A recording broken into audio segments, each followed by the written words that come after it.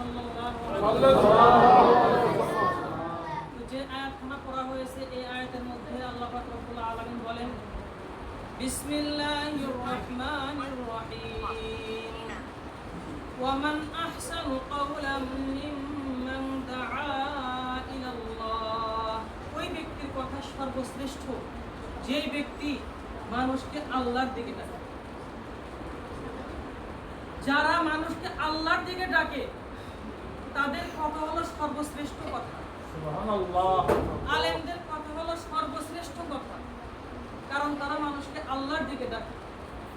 যারা দাওয়াত ও তাবলীগ করে এদের কথাও সর্বশ্রেষ্ঠ কথা, কেন তারা মানুষকে আল্লাহর দিকে ডাকে। নবীদের কথা ছিল সর্বশ্রেষ্ঠ কথা, কেন ওনারা আল্লাহর দিকে মানুষকে ডাকছে। সুবহানাল্লাহ। তো আল্লাহর কথা বলা, আল্লাহর কাজ করা, এটা হলো সর্বশ্রেষ্ঠ কাজ। মানুষ আমাকে ছোট মনে করলেও এই কাজটা হলো সর্বশ্রেষ্ঠ কাজ। সবাই বলে সুবহানাল্লাহ। আমেরিকান একজন বড় গায়ক ছিল মাইকেল জ্যাকসন। সে এক সময় ইসলাম ধর্ম গ্রহণ করে। সুবহানাল্লাহ।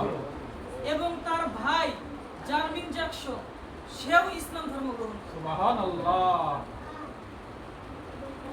এবং ওনারা ইসলাম ধর্ম গ্রহণ করার পরে পরবর্তী সময়ে আমেরিকায় 150 অর্থাৎ 1.5 লাখ মানুষ ইসলাম ধর্ম গ্রহণ করে। সুবহানাল্লাহ। তো ওনার ভাইকে জিজ্ঞাসা করা হয়েছিল যে আপনারা এত বড় মানুষ, আপনারা এত কোটিপতি মানুষ, তারপরে আপনারা ইসলামের ছায়াতলে কেমনে আসবে? আপনাদের তো যশ খ্যাতির কোনো কিছুর অভাব নেই, আপনাদের টাকা পয়সার কোনো অভাব নেই, আপনারা কেমনে ইসলাম ধর্মে আসলেন?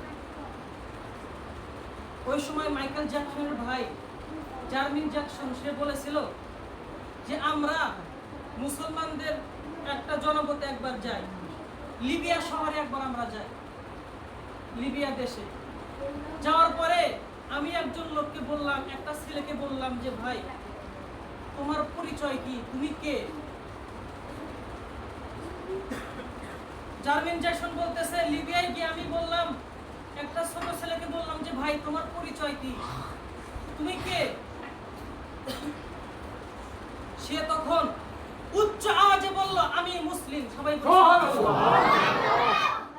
জার্মিন জ্যাকসন অবাক হয়ে গেল যে আমরা অনেক কোটিপতি মানুষ, কিন্তু আমরা উচ্চ স্বরে গলা উঁচু করে বলতে পারি না যে আমরা খ্রিস্টান।